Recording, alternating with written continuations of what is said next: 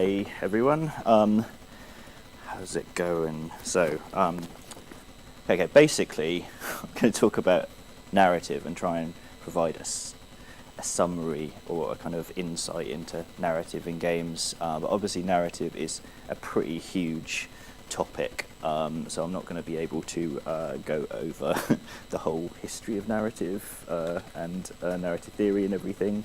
So I'm going to look at a specific article that I find really inspiring, which is called Game Designer's Narrative Architecture by Henry Jenkins. And I'm going to apply that to Bloodborne. So I'm going to use Bloodborne as an example of what he's talking about, because Bloodborne's just a really great game, and I think it tells its story in a really interesting way. Can everyone hear me okay, by the way? Yeah, cool. Okay, so it's a great opening slide, and the image is courtesy of Solol, who's has his Tumblr page there, oksunshine@tumblr.com, and I've used that, which is good. So a little bit about me and my research. I'm currently writing a PhD entitled Ludonarrative Convergence, a study of narrative development in recent video games across reception, production and player contexts.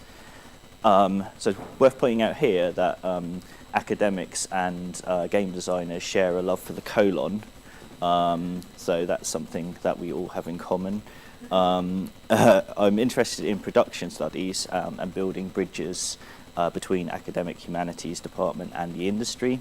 So part of my PhD is about interviewing game designers about their kind of practices of kind of, implementing narrative in their games.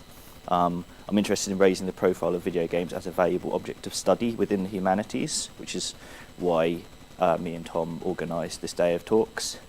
And I'm interested in exploring how narrative and ludic gameplay elements of games can work together to create meaningful and original narrative experiences. So, in kind of video games, there's generally seen a conflict between story and gameplay. And so this is summed up quite nicely by this quote by Greg Kostikyan. I hope I've pronounced his name correctly. I probably haven't. So there's a direct and immediate conflict between the demands of a story and the demands of a game. Diverging from a story's path is likely to make for a less satisfying story. Restricting a player's freedom of action is likely to make for a less satisfying game. So these things are often seen as in tension. And in the academic field of game studies, which isn't exactly like game design that you might be familiar with. Game studies, kind of a discourse that kind of has been trying to establish itself for a long time within the humanities departments, and they've largely or have traditionally split into two camps. So this is one of the big debates in game studies, is ludology versus narratology. So a typical ludologist position is that computer games are not narratives, rather the narrative tends to be isolated from or even work against the computer gameness of the game. That's Jesper Juhl, who's like a leading ludologist. And a typical narratologist position is that of Janet Murray, and she talks about which comes first, the story or the game. For me, it's always the story that comes first, because storytelling is a core human activity, one that we take into every medium of expression, from the oral formulaic to the digital multimedia.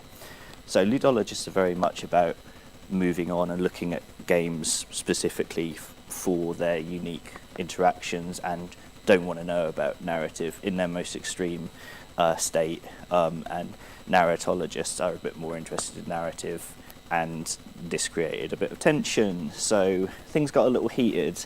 So in an article on gamestudies.org, which is one of the leading journals on game studies, Markku Eskelinen said in his article, The Gaming Situation, he wants to annihilate for good the discussion of games as stories, narratives or cinema.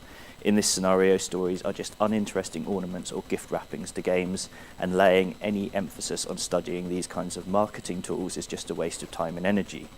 So for him, narrative is just a marketing tool, which is a sick burn for the narratologists out there, and demonstrates, I think, that academics can also enter into flame wars.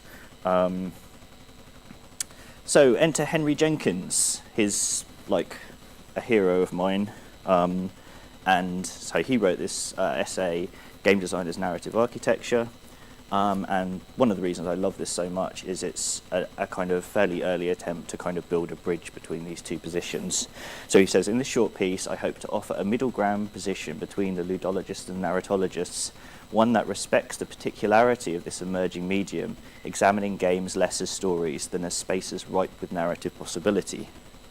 So I'm going to explore this essay in relation to Bloodborne.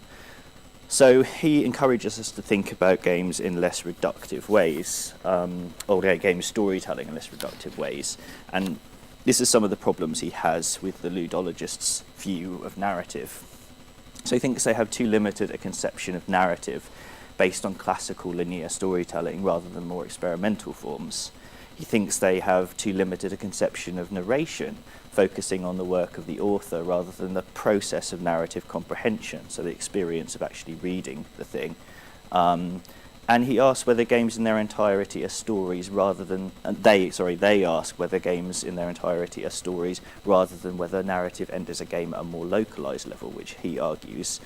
And finally, they assume that stories are self-contained rather than serving some specific functions within a new transmedia storytelling environment, which is something I'll touch on again in a minute. So there isn't as much a big divide between video games and literary tradition as you might think. Jenkins suggests there's a link between spatial stories of video games and older forms of storytelling, like the Hero's Odyssey, quest myths, and travel writing. The notion of the monomyth was put forward by Joseph Campbell in his book, The Hero with a Thousand Faces, which is really famous, had a huge influence on things like Star Wars, and has a huge influence on game designers and game critics. Mary Law Ryan's book, Narrative as Virtual Reality, makes the case for games as building on notions of immersion and interactivity that have always been a concern of literature. So those are the two big things that are always talked about in relation to games, and she says no, they've been there all along, they're just more intensified or slightly different in games. And James Newman uses E.M. Forster's notion of flat and round characters to explore how characters in video games are typically defined by their functions and abilities.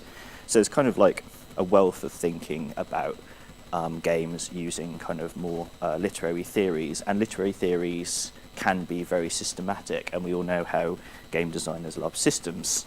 So there's a bit of commonality there. So Jenkins wants us to think about games as spatial stories. So he says game designers don't simply tell stories, they design worlds and sculpt spaces. So consider in what ways the structuring of game space facilitates different kinds of narrative experiences.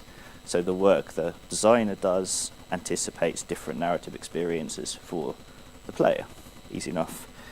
He also says, though, that games are a bit different to traditional stories, and there's a tendency to dismiss games as not an expressive medium because they're perceived to have overly simplistic storytelling. But as Jenkins suggests, spatial stories are not badly constructed stories, rather they are stories that respond to alternative aesthetic principles, privileging spatial exploration over plot development. Spatial stories are held together by broadly defined goals and conflicts, and pushed forward by the character's movement across the map. So let's move on to Bloodborne. What is it? Just briefly, you probably all know what it is. It's a Japanese action role-playing game released in 2015 on PlayStation 4, developed by From Software and published by Bandai Namco. It's a spiritual successor to the Soul series, which includes Demon Souls and Dark Souls 1, 2, and almost 3. It's coming out soon, so I'm really looking forward to that. The lead designer is Hidetaka Miyazaki, and he's very much considered the creative force behind the game, and has, I guess, the privileged position of being like an auteur within the commercial games industry. On YouTube, there's dozens and dozens of videos exploring the lore of Bloodborne, which is something that I'm going to touch on a bit in this talk, and I think in quite interesting ways. So here's a few of the YouTubers who are engaged in that kind of stuff to introduce the game and this kind of thinking about it. I'm going to use a video by Vati which is just a short extract looking at some of the lore of the game. Think on human history Imagine if, in any era, a church was founded that had access to a substance that could cure any illness. Imagine if this church gave it freely to a city, how powerful that city would become, and how powerful the church would become within it. This is exactly what happened in Yharnam. People came far and wide to be treated with the miraculous blood of the gods, and the people of Yharnam put their faith in the healing church.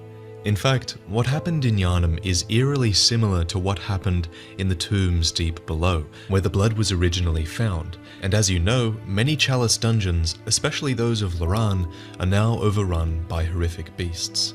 The Lower Loran Chalice states, there are trace remains of medical procedures in parts of ailing Loran. Whether these were attempts to control the scourge of the beast, or the cause of the outbreak, is unknown. The ailing Loran Chalice states, the tragedy that struck this ailing land of Loran is said to have its root in the scourge of the beast. Some have made the dreaded extrapolation that Yharnam may be next. Yharnam was next.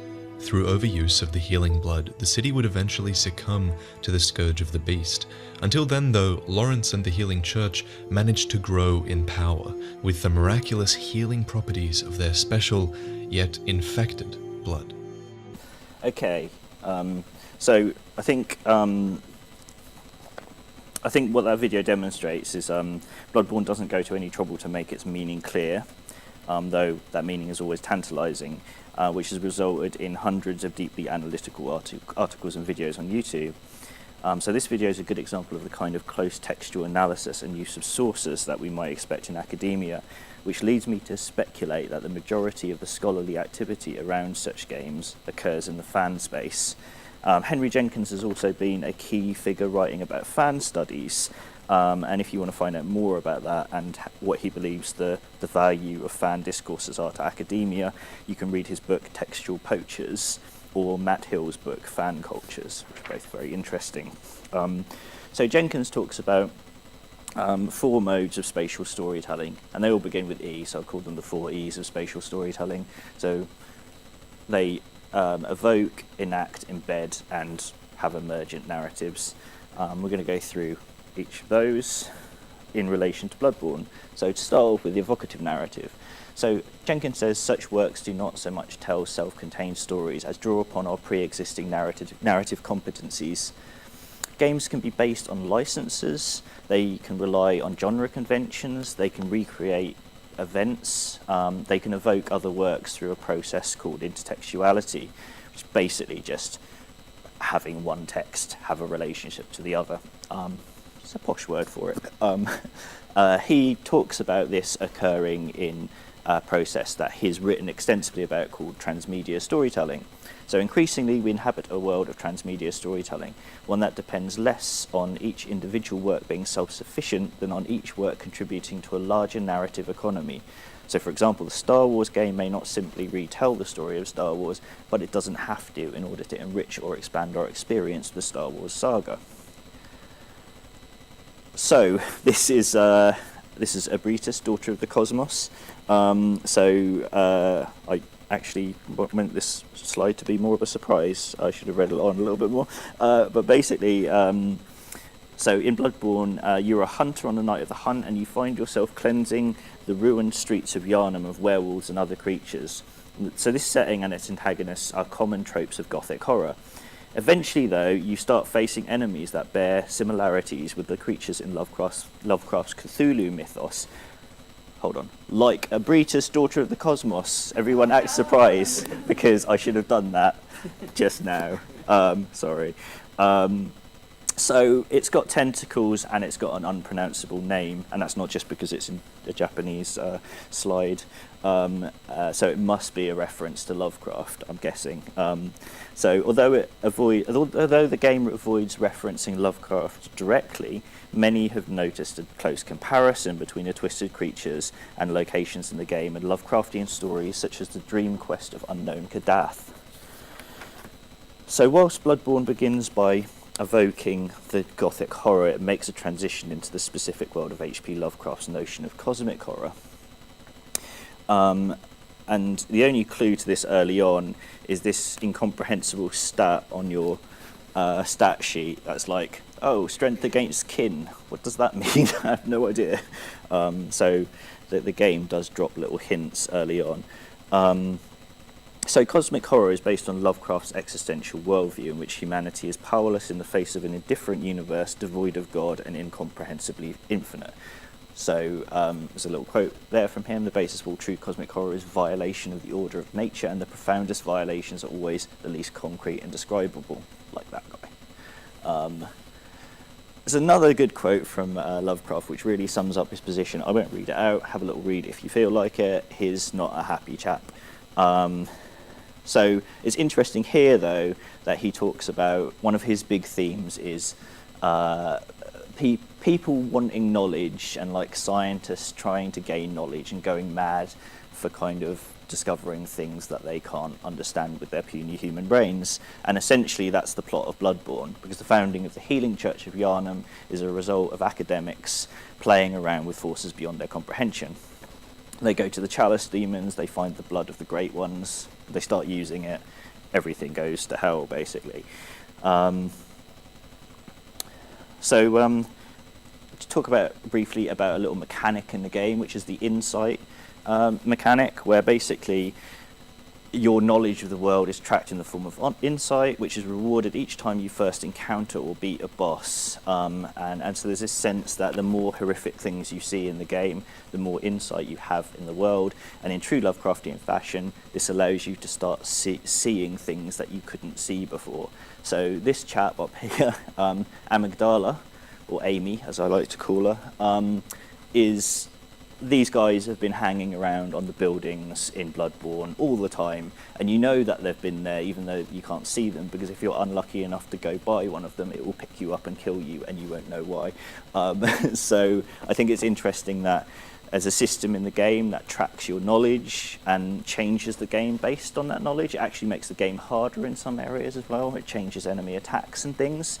And amygdala is also a part of the brain which is associated with knowledge and emotional reactions to things. So I think there's a direct thematic link there. I don't know what that was. I'm going to carry on. So moving on, so the evocative narrative of Bloodborne is its Lovecraftian kind of homage, I guess. So moving on to the idea of an enacted narrative, Jenkins notes that games enable players to perform or witness narrative events. So narrative enters the game on two levels, in terms of broadly defined goals or conflicts, and on the level of localized incidents. In terms of broadly defined goals, the player often has a quest that drives them forward.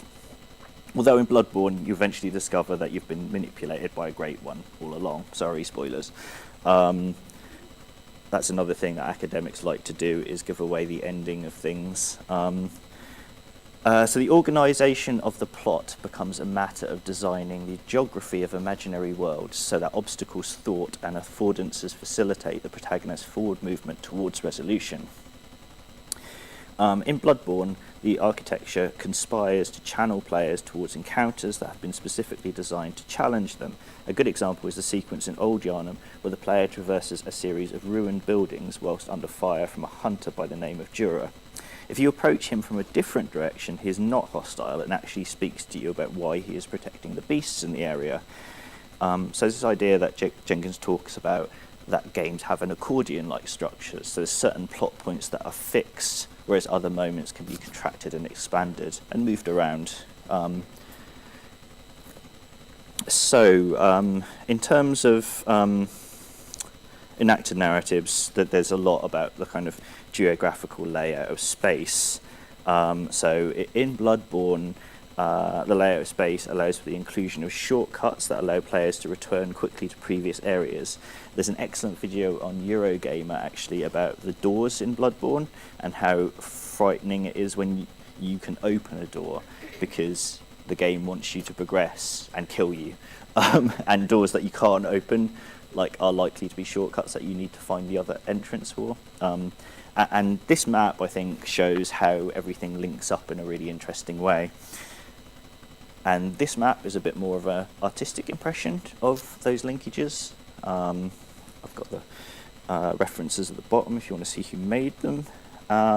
and this is more of a kind of flow chart of your progression through the game. I think it's interesting to point out at this point that there isn't actually a map that exists in the game. So all of these wonderful things have been created by the fan base, which I think is great. And Henry Jenkins has written elsewhere that a defining quality of players' relationship to a game is the mastery of space, and I think this is a good example of that.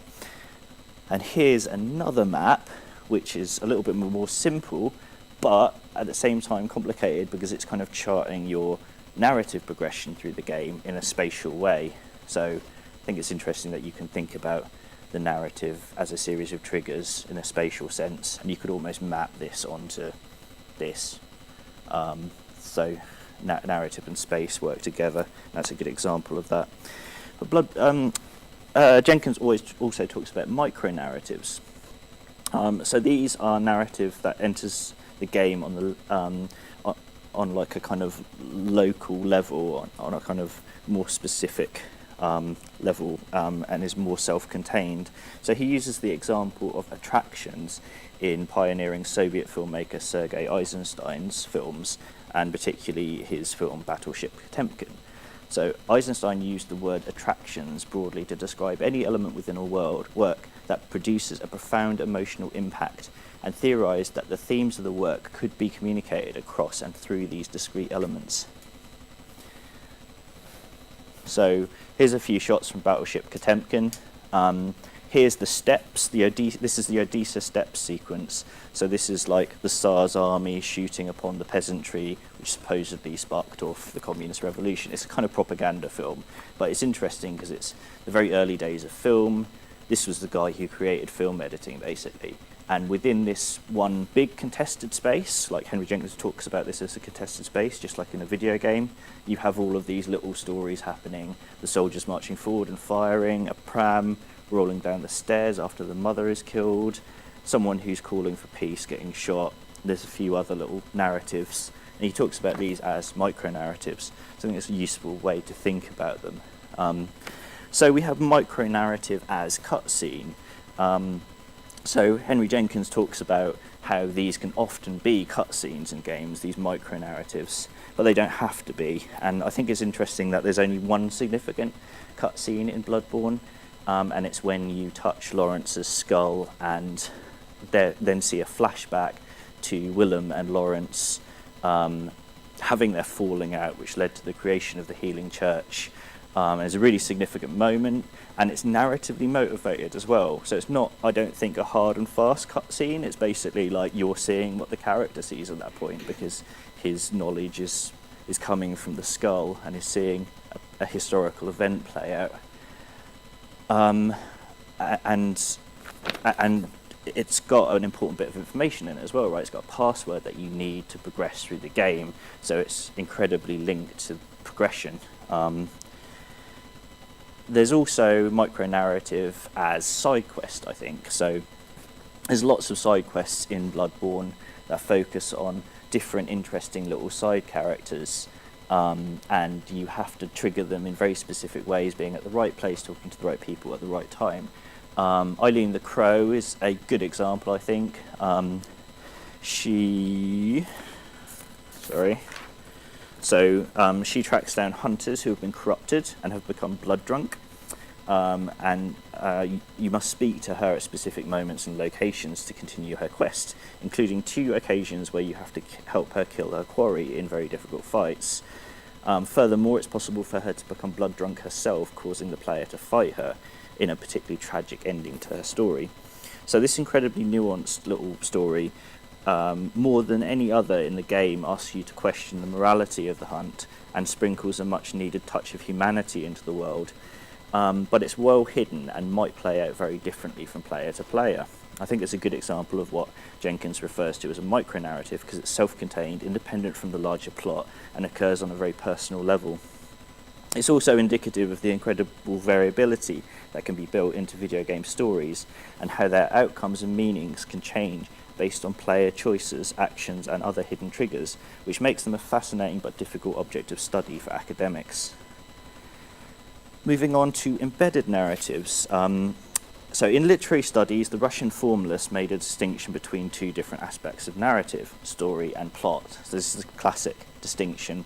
So plot is the way the work is presented on the page in literature, the way you read it, whereas story is the actual chronological sequence, and reading is an act of chronologically reassembling what you're reading. So the classic example was the detective novel, where you have two stories simultaneously: the story of the crime, which is unknown at the start, and the story of the investigator, which you as a reader are mirroring his efforts of kind of like reassembling the chronological sequence of the story. So according to Jenkins, the game designer creates two different narratives, one relatively unstructured and controlled by the player as they explore the game space and unlock its secrets, the other pre-structured but embedded within the mise-en-scène, awaiting discovery. The game world becomes a kind of information space, a memory palace. I really like this idea of games as a memory palace. It's like one of my favourite quotes. So I think there's a challenge of reconstructing the story from the plot in a game on two levels, which is a little bit different to literature. So firstly, the game resists your efforts to read it by throwing challenges at you that you must overcome in your quest for meaning. As Jenkins says, embedded narrative can and often does occur within contested spaces. Secondly, the story elements once discovered must be mentally reassembled to create a narrative pattern, which is close to the process of reading. There's a process in literary studies and philosophy called hermeneutics, which I won't go into. Okay, so that's enacted narrative. So moving on to the final category. Sorry, not the final category. Have I got? No, this is fine. It's still the same thing. Yeah, embedded narrative. Sorry, I've lost myself. Anyway, so embedded narratives in Bloodborne. Jenkins talks about embedded narratives don't require branching story structures, but rather depend on scrambling the pieces of linear story and allowing us to reconstruct the plot through the acts of detection, speculation, exploration, and decryption. So in Bloodborne, a lot of the plot is written into item descriptions, dialogue of hidden NPCs, and into the very architecture of the game world itself. Here's an example: the Yharnam Stone, which you gain from defeating the Pthumerian Queen after a very long, she's an optional boss in a very long run of the Chalice dungeons, which is incredibly difficult to beat, and for ages people were trying to figure out what this did, and it turned out it didn't do anything. It was just there to deliver its little payload of narrative and be really enigmatic, basically. It's if you read the description, it's the queen lies dead, but her horrific consciousness is only asleep and stirs in unsettling motions, and the item looks a bit like it's got a fetus kind of thing in it, which is a bit weird. So I like to think of this quality of video game storytelling as dispersed narrative, where the narrative is just scattered around all over the place and you have to kind of go around and pick it up and put it back together, which I really like in games. So the final category is emergent narrative. So emergent narratives are not pre-structured or pre-programmed, taking shape through the gameplay, yet they are not as unstructured, chaotic and frustrating as life itself. So they're kind of unpredictable within limits. So they're those stories that occur through the partially unpredictable interaction of players and systems, basically. So the more systems a game has, the more opportunities there are for emergent storytelling. Yet these systems are designed to create certain types of gameplay, just as architecture anticipates certain uses and interactions. So these are known as affordances. And Jenkins uses the example of urban design. So urban designers exert even less control than game designers over how people use the spaces they create or what kind of scenes they stage there. Yet some kinds of space lend themselves more readily to narratively memorable or emotionally meaningful experiences than others. So you can talk about emergent narrative in Bloodborne. I think one of the most interesting elements is the online functionality of the game, which is like the Dark Souls games before it, quite interesting, quite asymmetric, quite different to any other game. So in Bloodborne, Players can leave messages for one another, which are relayed into other players' games by interdimensional messengers. These cute little guys, which I love, and you can give them top hats, so that makes me happy. And players can also activate blood spots that mark where other players fell in battle to play a silhouette of that player's last moments, potentially offering an insight into what lays ahead. There's an example of that there. And you can, most importantly, ring a little bell to summon other players into your game to help you out, or to invade other players' games and annoy them, basically. So there's that element of kind of emergence there, with players interacting together and being able to help each other out, create their own stories within the limits of the game. I think it's interesting that whereas most games would put all of this online function into, where it's like, choose to go online, it's all there within the narrative context of the game. You're ringing a bell because Bloodborne operates on a parallel universe mechanic where the sound of the bell creates a timbre that kind of links to the other players' worlds and calls them forth, and it's all really interesting. Here's another picture. So many good pictures from Bloodborne. Another aspect of the emergent behaviour in relation to Bloodborne is the fact that this system has actually elevated itself from out of the game, and now players kind of like trade information on wikis and using YouTube videos to try and interpret the lore of the game, to give one another advice. And I think that the game creates a really positive collaborative environment, and that's a product of the way it's designed. And it's worth noting as well that such emergent narrative elements based on online interaction are completely dependent on active servers and multiple players experiencing the game simultaneously. So this type of narrative interaction is perhaps the most unique to video games and the most ephemeral, because it's based on things outside of the game itself, which I think is something to bear in mind if you're going to Paul Gooding's talk later, which is about the preservation of such games. So why is all this important? I hope this talk offered an insight into how narrative and gameplay can work together, and demonstrated how interesting it is to think of game designers as narrative architects rather than traditional storytellers. Thinking of video game storytelling in spatial terms using these 4 different models presented by Henry Jenkins could lead to more creative narratives. So Jenkins says such a mixture of enacted and embedded narrative elements can allow for a balance between the flexibility of interactivity and the coherence of pre-authored narrative, so thus bringing together narratology and ludology. And there's an academic. That's pretty much it. There's some work cited. There's a little bit about me. There's time for questions if anyone wants to ask any. You'll have to shout them out and I'll have to repeat them. Any questions?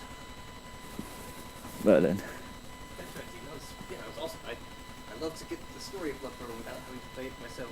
There are plenty of videos online for you to look at. I should delve into that. Yeah, so it's really interesting. I love we'll be talking about Russian constructivists, as I always do. I wanted to ask a bit about micronarrative and what, Yeah.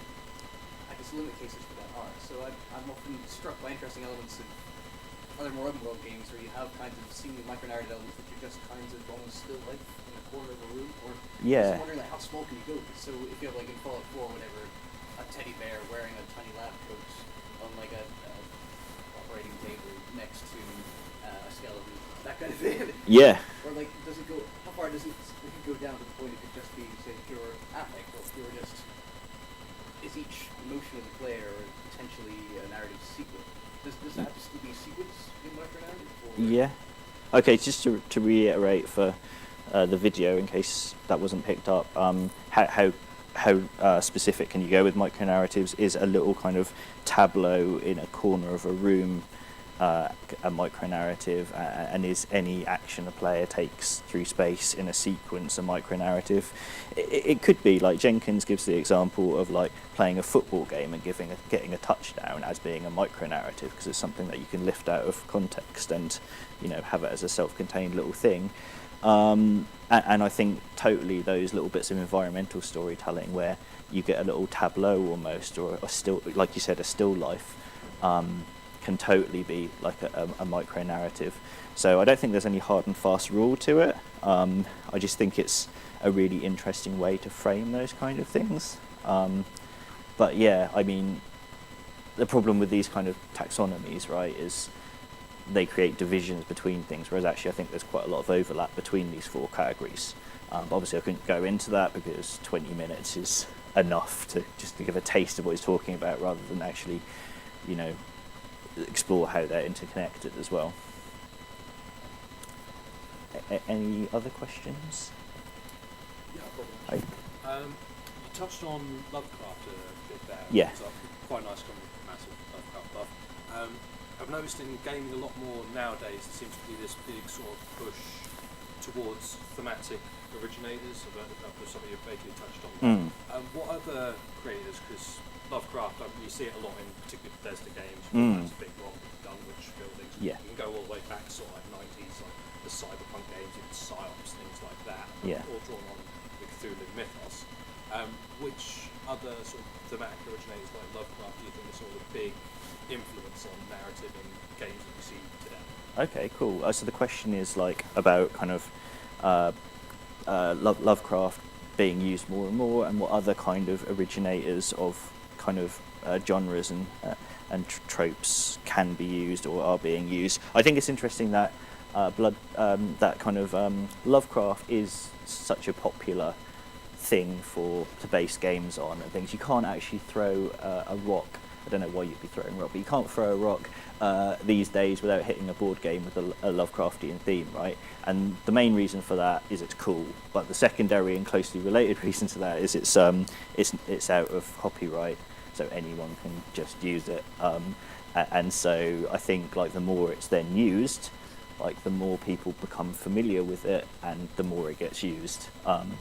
But I think the interesting thing with Bloodborne is it doesn't explicitly use it. It's all very subtle. It's like Miyazaki's use of kind of Western fantasy tropes in Dark Souls. They're there, but they're kind of filtered through his kind of unique sensibilities and his kind of cultural influences.